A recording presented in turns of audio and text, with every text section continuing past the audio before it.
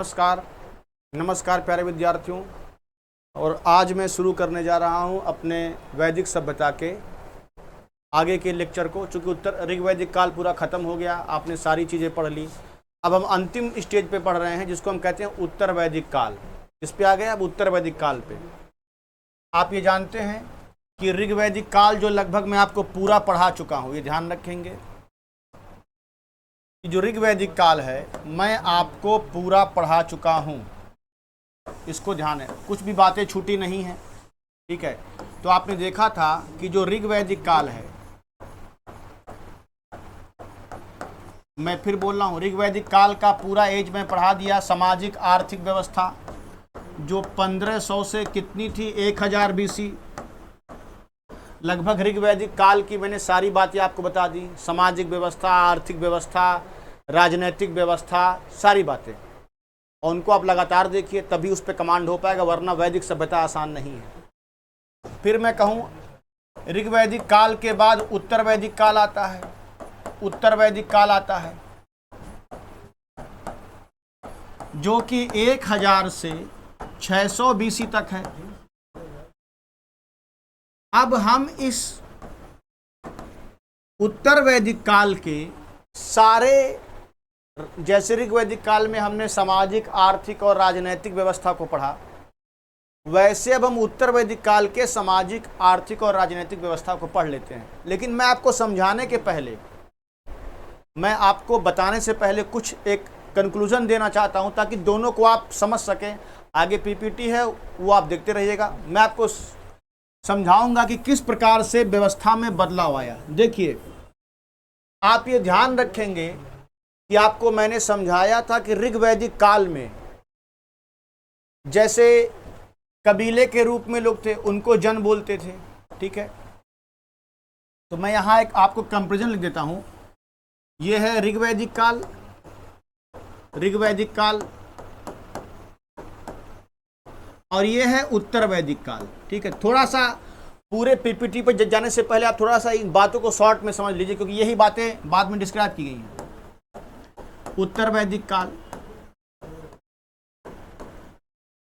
इसका समय तो आपको पता ही है। हाँ, बस समझिए। देखिए, ऋग्वैदिक काल में जो व्यवस्था थी, कबीलाई व्यवस्था थी, कबीले को जन कहते थे। ठीक है, उत्तर वैदिक काल में यही जन जनपद में बदल जाएंगे। ध्यान रखिए, सारे कबीले, जो बड़े कबीले हैं, आपस में लड़ेंगे, भिड़ेंगे, एक होंगे और वो जनपद बन जाएंगे। तो ऋग्वैदिक काल में जो कबीले को जन बोलते थे, उत्तर वैदिक काल में क्या हो गए, जनपद। फिर आप देखेंगे ऋग्वैदिक काल में जो हमारा वर्ण व्यवस्था था, वर्ण व्यवस्था जो ऋग्वैदिक काल में थी वो कर्म प्रधान थी। यानी कि कर्म के अनुसार ब्राह्मण, क्षत्रिय, वैश्य होते थे। उत्तर वैदिक काल में यही वर्ण व्यवस्था जो है वंशानुगत हो जाएगी। वंशानुगत है ना, मतलब आप देखोगे उत्तर वैदिक काल में जो समाज था उसमें ब्राह्मण, क्षत्रिय, वैश्य, शूद्र का विभाजन कर्म के आधार पे हुआ।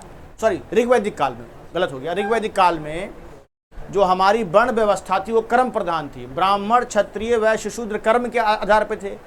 इन उत्तर वैदिक काल में ये हम एक बहुत बड़ा परिवर्तन पाते हैं कि ये व्यवस्था कर्म प्रधान से वंशानुगत हो जाती है। यानी यहीं से समाज का पतन शुरू होता है, जब राजा का बेटा राजा घोषित कर दिया जाता है।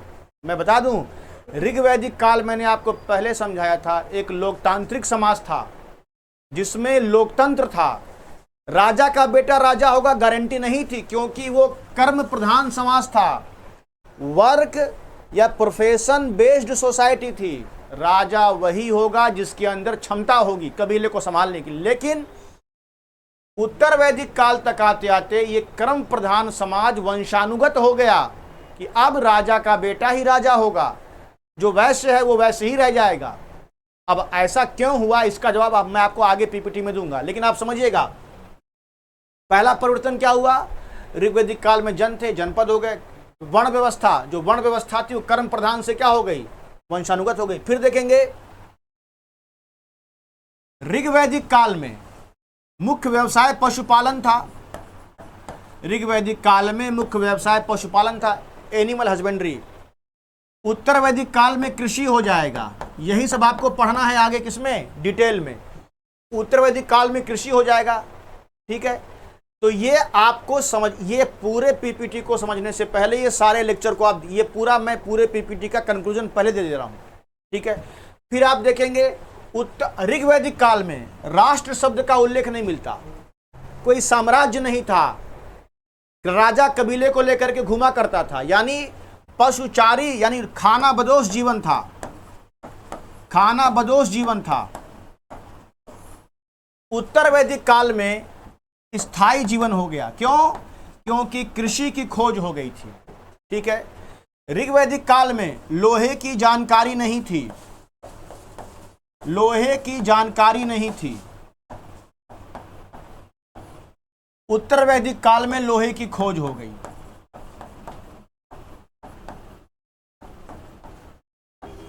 क्या हुआ? लोहे की खोज हो गई, किसमें? उत्तर वैदिक काल में। तो आप पीपीटी पर पहुंचने से पहले इन सारे इन्हीं बातों को आगे पीपीटी में विस्तार से समझाया गया है, ठीक है। चलिए अब हम लोग देखते हैं, जरा आप इसको एक बार देख लीजिए ताकि आपको ध्यान रहे। ऋग्वैदिक काल में कबीले को जन बोलते थे, उत्तर वैदिक काल में जन जनपद होगा। कैसे हुए मैं आगे बताऊंगा। ऋग्वैदिक काल में हमारा जो वर्ण व्यवस्था था, यानी वो कर्म प्रधान था, प्रोफेशन बेस्ड था। बाद में क्या हो गया? वंशानुगत हो गया, यानी कि अब राजा का बेटा ही राजा होगा। ऋग्वैदिक काल में मुख्य व्यवसाय पशुपालन था। उत्तर वैदिक काल में क्या हो गया? कृषि हो गया। ऋग्वैदिक काल में जीवन खाना बदोश था। उत्तर वैदिक काल में क्या होगा? जीवन स्थायी हो गया। ऋग्वैदिक काल में लोगों को लोहे की जानकारी नहीं थी, नहीं थी। उत्तर वैदिक काल में क्या होगा? लोहे की खोज हो गई। तो इन अंतर को आप एक बार देख लीजिए पीपीटी पर पहुंचने से पहले।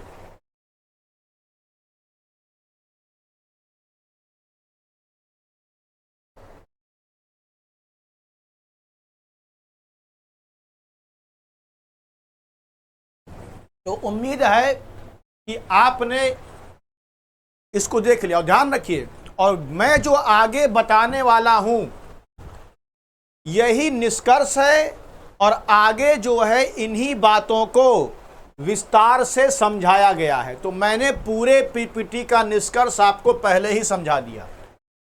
अब चलिए आगे बढ़ते हैं। देखिए, हाँ अब देखिए, पहले अब हम समझेंगे कि ऋग्वैदिक काल और उत्तर वैदिक काल का भौगोलिक विस्तार, जियोग्राफिकल एरिया, कि उत्तर वैदिक काल यानी भौगोलिक विस्तार को समझेंगे। कैसा भौगोलिक विस्तार? कि ऋग्वैदिक काल की भौगोलिक सीमा क्या थी और उत्तर वैदिक काल की भौगोलिक सीमा क्या थी, ठीक है। तो पहले जरा ध्यान देंगे पीपीटी पे। देखिए क्या लिखा है ऋग्वैदिक काल में। ऋग्वैदिक काल में जो अफगानिस्तान, पंजाब और पश्चिमी उत्तर प्रदेश तक उनका विस्तार था, यानी जो ऋग्वैदिक काल में आ रहे थे उनका विस्तार पश्चिमी उत्तर प्रदेश तक था। कहां कहां था? यानी मैं ऋग्वेद की बात कर रहा हूं।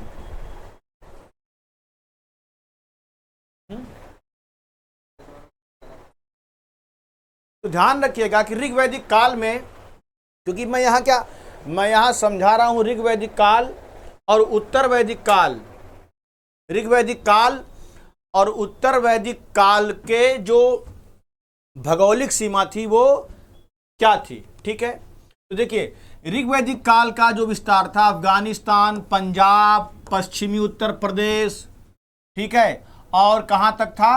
ये पूरा एरिया था। और सतलज से यमुना नदी तक का क्षेत्र, यानी पूरा सतलज से लीजिए, सतलज से लेके यमुना नदी तक का क्षेत्र पूरा ऋग्वैदिक काल का। इसी को हम ब्रह्मावर्त बोलते थे। क्या बोलते थे? ब्रह्मावर्त, ब्रह्मावर्त, इसी को हम ब्रह्मावर्त बोलते थे, ठीक है। तो ध्यान रखिएगा ऋग्वैदिक काल का जो भौगोलिक विस्तार था वो ब्रह्मावर्त वाला क्षेत्र था। तो कहोगे सर ब्रह्मावर्त का क्षेत्र कहां से? ब्रह्मावर्त का क्षेत्र सतलज से लेकर के यमुना नदी तक फैला हुआ क्षेत्र था पूरा, ठीक है।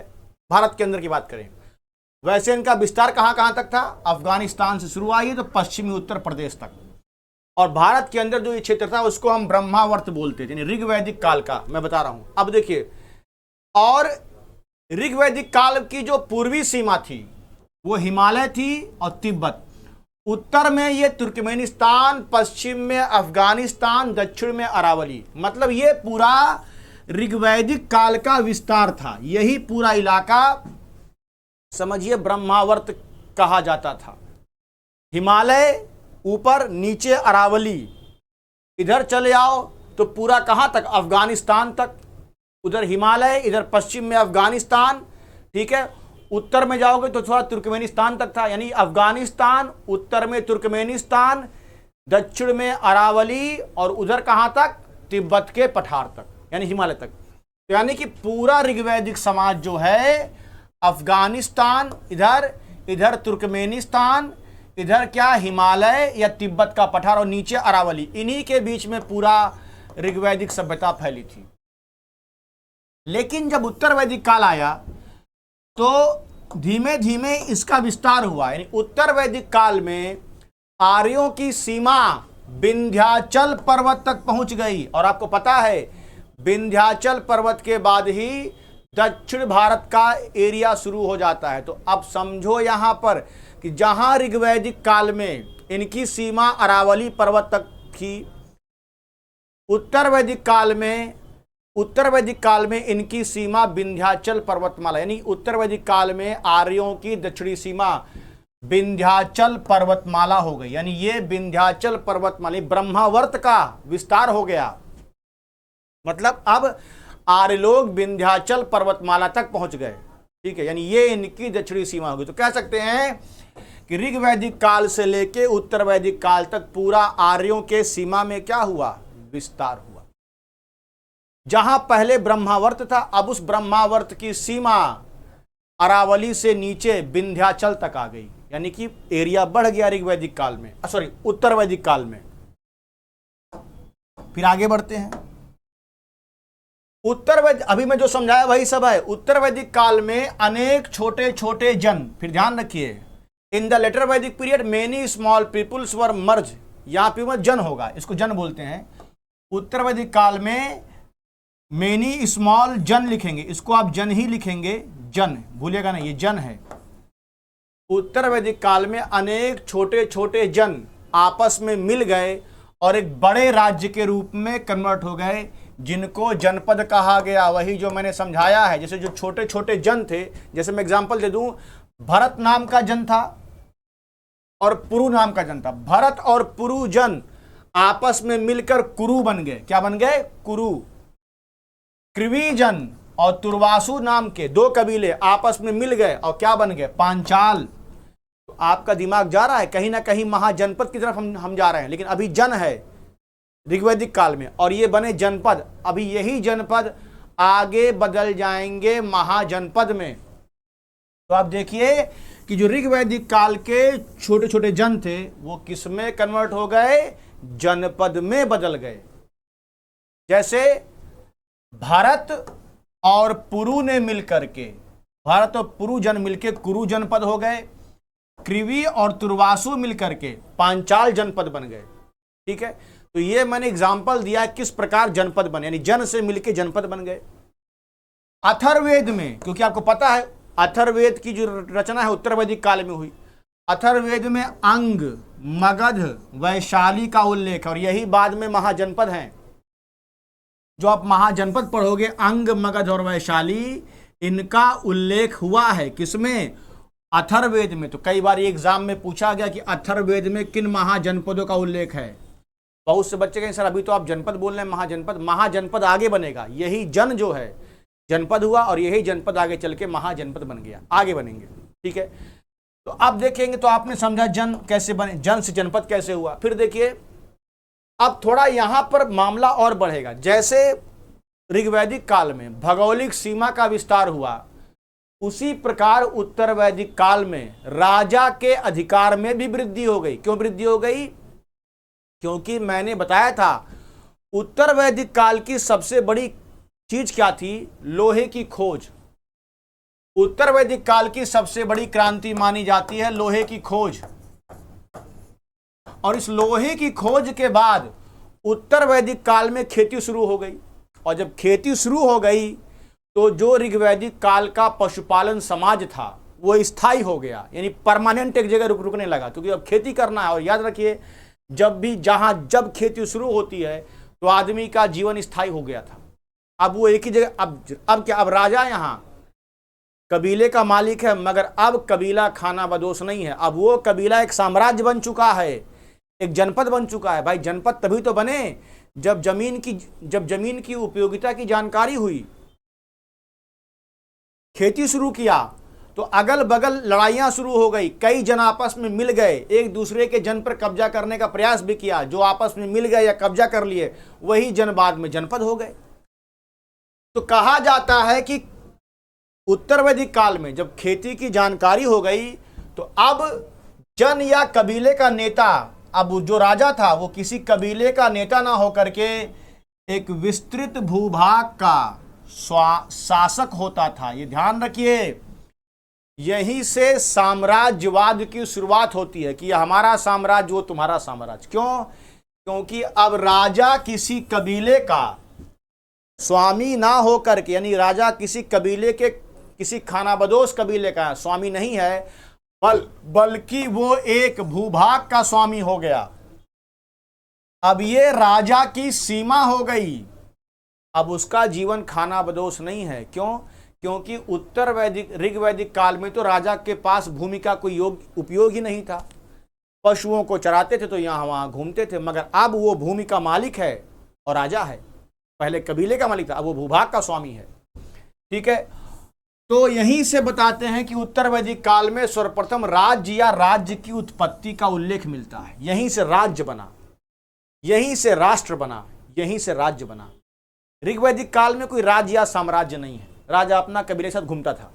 ठीक है, तो ये ध्यान रखेंगे, यहीं से राजा। तो इस पूरे पीपीटी में आपको ध्यान रखना है कि राजा अब कबीले का स्वामी नहीं बल्कि एक भूभाग का स्वामी है। अब उसका एक साम्राज्य, यानी आप सोचिए राजतंत्र का उदय कहां से हुआ है? उत्तर वैदिक काल से। तो मतलब समझ में आ गया ना कि ये ध्यान रखेंगे, इसको भूलेंगे नहीं।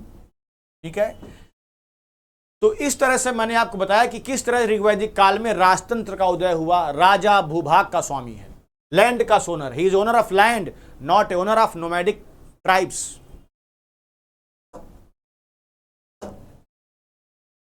देखिए, अब राजा ने बड़ी बड़ी उपाधियां लेना शुरू किया, जैसे राजाधिराज, सम्राट, एकराट। ये सारी उपाधियां जो है राजा ने ऋग्वैदिक काल के बाद ही धारण करना शुरू की। जो हम सम्राट बोलते हैं ना, ये ऋग्वैदिक काल के बाद का है। नहीं, जब राजा का एक साम्राज्य हो गया, भूभाग हो गया, तो यहीं से राजा बन गया राजाधिराज, सम्राट, एकराट बन गया। ठीक है, तो इस दिशाओं, तो अब आप समझ गए। तो यहां पे सबसे मेन बात, यहीं से राजतंत्रात्मक शासन का उदय हुआ।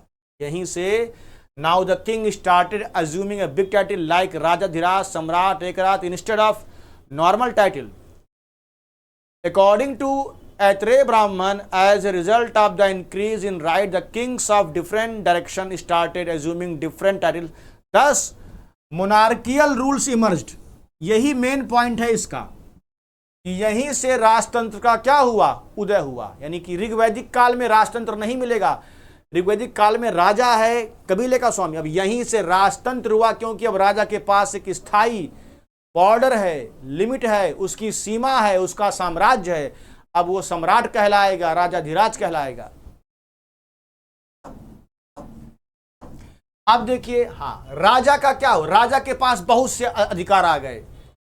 राजा के पास सैनिक अधिकार थे, न्याय संबंधी कार्य उसके पास। अब उसका भाई राजा के पास भूभाग है, एरिया है, खेती हो रही है, तमाम तरह के उसके अब उन सब पर उसको कंट्रोल करना है। यानी यहीं से असली प्रशासन की शुरुआत होती है। ठीक है, राजा क्या करता था? सेना का नेतृत्व करता था, शांति के समय प्रजा की रक्षा करता था, यही सब उसका काम था। दंड देने का पावर था। अब राजा अपनी सेवाओं के बदले अपनी प्रजा से कर लेना शुरू किया। पूरे पीपीटी का सबसे इंपॉर्टेंट पॉइंट जरा ध्यान रखो। ऋग्वैदिक काल में बलि थी, याद आया? क्योंकि ऋग्वैदिक काल में बलि व्यवस्था थी। राजा किसी को कर देने के लिए मजबूर नहीं करता था। बलि क्या था? स्वेच्छा से दिया गया दान था। और ये अन्न के रूप में ही दिया जाता था, ध्यान रखिएगा। लेकिन ऋग उत्तर वैदिक काल में राजा का एरिया बढ़ गया, राजा प्रजा की रक्षा कर रहा है, उसका एक एरिया है, उसकी जमीन है, वहां पर खेती हो रही है, प्रशासन संभाल रहा है वो, तो अब पब्लिक से वो जो पब्लिक की सुरक्षा या पब्लिक को सेवा दे रहा है उसके बदले यहीं से कर व्यवस्था शुरू हो गई। यानी अब राजा सबके ऊपर कंपलसरी टैक्स लगाएगा। तो ये ध्यान रखिए, सबसे बड़ी बात है कि ऋग वैदिक काल में हमें अनिवार्य रूप से कर का उल्लेख नहीं मिलता, बलि का उल्लेख मिलता, मगर उत्तर वैदिक काल में यही बलि व्यवस्था कर में बदल गई। अब कर मतलब हर व्यक्ति को टैक्स देना होगा, क्योंकि वो राजा की सुरक्षा में है। अब देखिए, ये जो मैंने बताया वही है। देखिए, ऋग्वैदिक काल में कर भेंट उपहार आदि ऐच्छिक था, किंतु उत्तर वैदिक काल में कर अनिवार्य। तो मैंने बताया वही चीज लिखा हुआ है, ठीक है। हाँ, लेकिन कर मुख्यतः वैश्य यानी व्यापारियों से, ट्रेडर से वसूला जाता था, ठीक है। इसलिए राजा को कहीं कहीं विषमत्ता कहा गया है, राजा को विषमत्ता कहा गया है, मतलब उत्पादक वर्गों का भक्षक। मतलब राजा को विषमत्ता क्यों कहा गया, ठीक है, क्योंकि वो रेगुलर टैक्स ले रहा है, और विषमत्ता इसलिए क्योंकि जो लोग व्यापार कर रहे हैं, उत्पादन कर रहे हैं, राजा उनसे ही वसूलता था। तो एक तरह से उत्पादन का भक्षक हो गया कि जो आप उत्पादन कर रहे हो उसमें से कुछ हिस्सा किसको दो, राजा को दो, ठीक है। अब देखिए, हाँ, लेकिन ध्यान रखिए, ब्राह्मण और क्षत्रिय इन पर टैक्स नहीं लगता था। ब्राह्मण क्षत्रिय वर्ग के लोग अधिकांशतः राजकीय करों से मुक्त थे।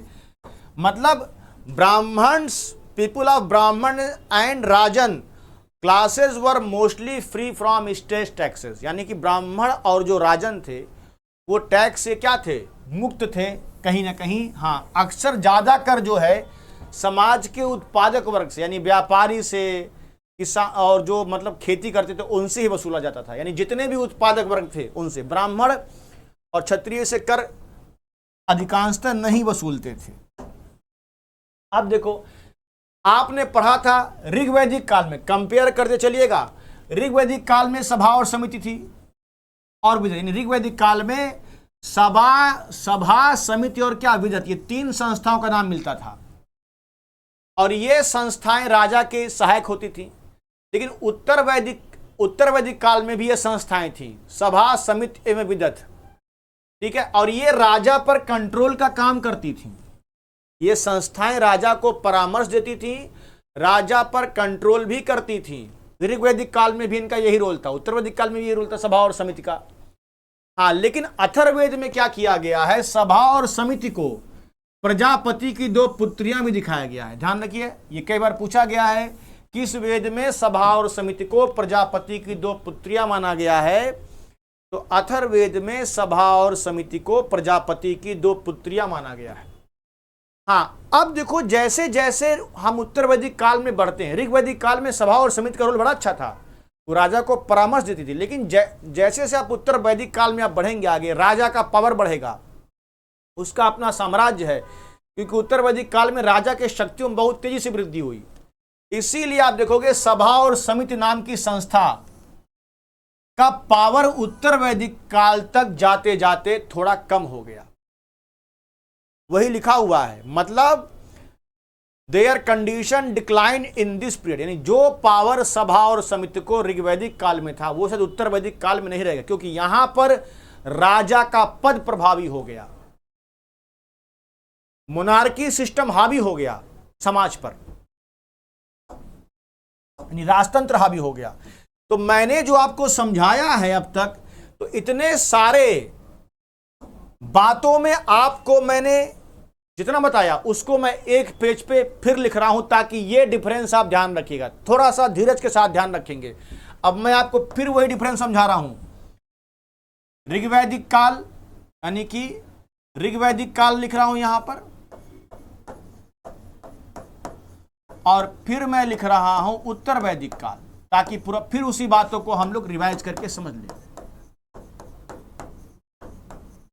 अब आप पूरी कहानी को समझ गए हैं।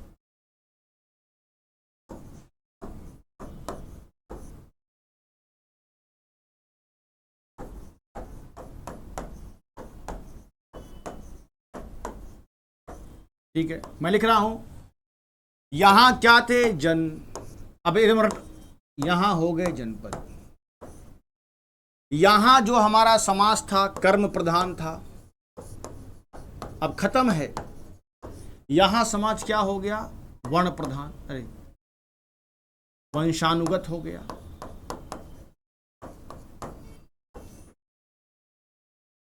यहां पर राजा की कोई निश्चित सीमा नहीं, राजा भूभाग का मालिक नहीं था।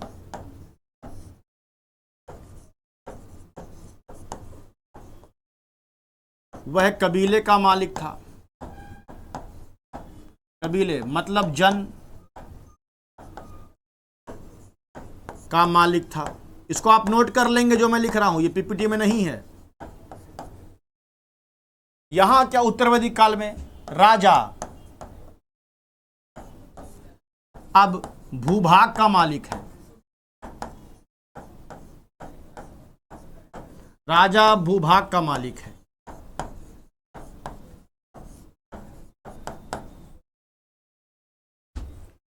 राजा भूभाग का मालिक है, ठीक है। तो इसको आपने समझ लिया। तो ये ध्यान रखेंगे, पहला अंतर है, ये दूसरा अंतर है, ये तीसरा अंतर है, ठीक है।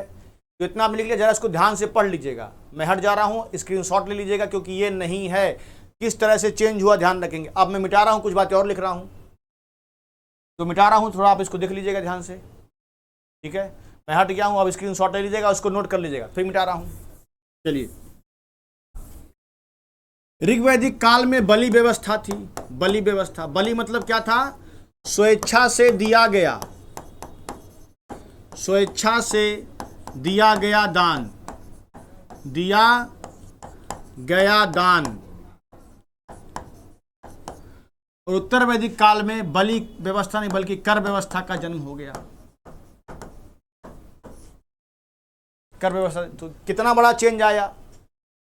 ऋग्वैदिक काल में राजतंत्र नहीं था, राजतंत्र नहीं था, देयर वाज नो मोनार्की। उत्तर वैदिक काल में राजतंत्र का उदय हो गया, राजतंत्र का उदय हुआ। तो आप देख रहे हैं, पूरी बातों को आपने एक शॉर्ट लाइन में समझ लिया। फिर समझिए, ऋग्वैदिक काल में पशुपालन, जो पहले बता चुका हूं, मुख्य व्यवसाय, मुख्य व्यवसाय था। उत्तर वैदिक काल में कृषि मुख्य व्यवसाय हो गया, कृषि मुख्य व्यवसाय हो गया।